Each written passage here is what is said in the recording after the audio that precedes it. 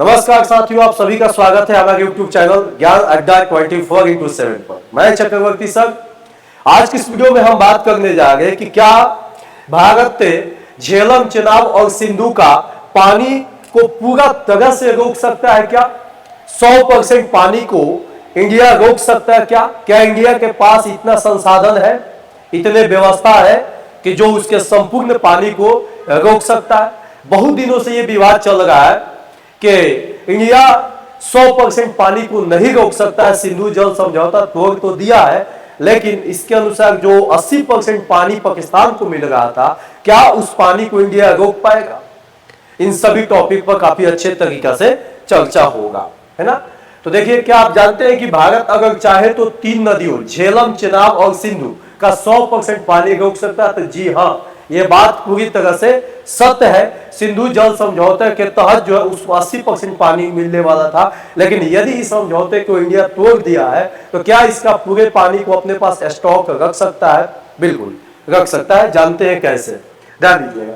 पहले ये समझ लीजिए कि सिंधु जल समझौता क्या है ना।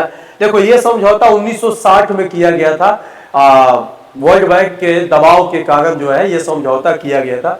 इसके अनुसार कहा गया था कि 6 नदियों का पानी का टोटल बंटवारा किया गया था, जिसमें पूरब के 3 नदियां सतलज, रावी और ब्यास, इसका पूरा पानी भारत को मिलेगा। सतलज, ब्यास और रावी, ठीक है। ये 3 नदियां ऐसी है, सतलज है ना, ब्यास और रावी, ये 3 नदियों पूरब की ओर बहेंगी, जो कि इसका टोटल पानी इंडिया को मिलेगा, है ना। ये किसी को नहीं देगा इंडिया, ठीक है, क्लियर है। अब पश्चिम के साइड 3 नदियां बहती है, तो सारा समझौता इसी के साथ हुआ है पाकिस्तान में। सिंधु, झेलम और चिनाब, सिंधु है ना, सिंधु, झेलम और चिनाब, इसकी 3 नदियां जो पाकिस्तान के साइड जाएगी, ये तीनों नदियों के पानी पर जो है समझौता हुआ है, ठीक है भैया। अब भारत को केवल गैर, अब ये जो समझौता हुआ है इसका जो 20% पानी इंडिया अपने पास रखता है और 80% पानी पाकिस्तान को देगा इस समझौते के तहत, ठीक है। और भारत इसका उपयोग कैसे करेगा? मतलब इस पर कोई डैम नहीं बना सकता, इस पर कोई डैम नहीं बना सकता है, ठीक है। पहला कंडीशन इसका ये है। दूसरा कि कोई इसका परियोजना के लिए उपयोग नहीं कर सकता है इस समझौते के अनुसार। भारत को केवल गैर उपयोगी के लिए इसका काम कर, जैसे सिंचाई के लिए, जल विद्युत के लिए, घरेलू उपयोग के लिए इसका उपयोग करता है इस पानी को, ठीक है। अब देखिएगा, आगे बढ़ते हैं। भारत कितना पानी रोक सकता है? भारत को इन 3 पश्चिमी नदियों से हर साल 3.6 MF मतलब मिलियन एकड़ फीट पानी जो है उपयोग करने का अधिकार है। 3.6 मिलियन, है ना, एकड़ फीट पानी उपयोग करने का अधिकार है, इंडिया उपयोग कर सकता है, ठीक है। वर्तमान में भारत इसका केवल 20% ही पानी का उपयोग कर पाता है। इसका मतलब 80% पानी कौन उपयोग करता है? पाकिस्तान उपयोग करता है, ठीक है, क्लियर है।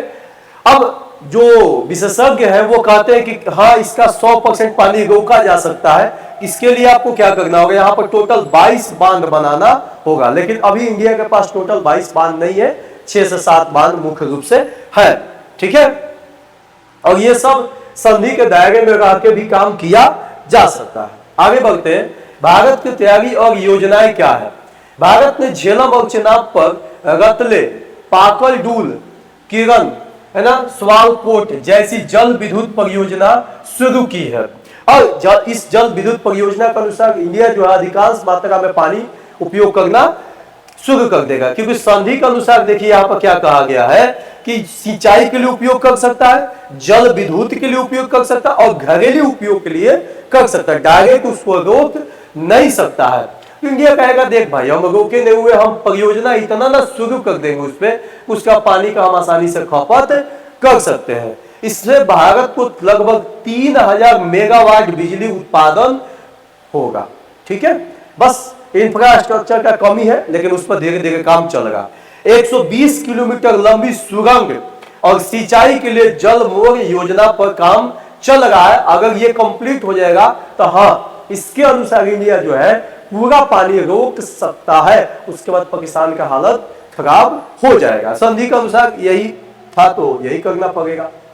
अब देखिएगा, सुनील थापा एक जल विशेषज्ञ है, वो क्या कहते हैं कि 100% पानी रोकना चाहे भारत तो रोक सकता है। इसका उपयोग देखिए ऐसे कर सकता है, संधि के अनुसार तो कहा गया कि आप जल विद्युत परियोजनाओं के लिए उपयोग कर सकते हैं, सिंचाई के लिए कर सकते हैं, कृषि के लिए कर सकते हैं, यही ना है।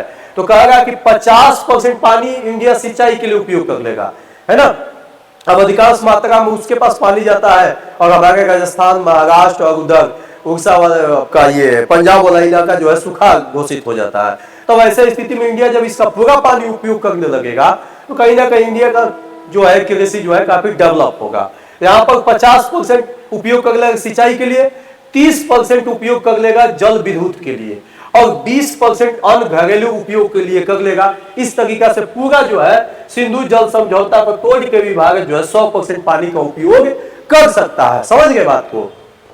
अब देखिएगा पाकिस्तान पर असर क्या पड़ सकता है, बहुत भयंकर असर पड़ेगा क्योंकि उसका जितना सारा इंडस्ट्री है ना, जितना सारा इंडस्ट्री है और कृषि है वो इसी सिंधु जल समझौता पर टिका हुआ है। अगर ऐसे उसके पास जो है पानी का किल्लत है, अगर यहाँ रोक देगा इंडिया तो भयंकर रूप से परेशान हो जाएगा। ठीक है, पाकिस्तान पहले ही जल संकट से जूझ रहा।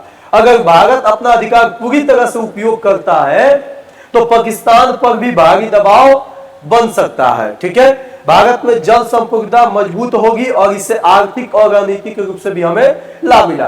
तो भारत के रहमो कर्मों पर पाकिस्तान जिंदा है और फिर भी इस तरह से आतंकवादी घटनाओं के जो अंजाम दे रहा है, तो इसका सबक सिखाने के लिए ये एक जबरदस्त रास्ता है और शुरू भी कर दिया गया।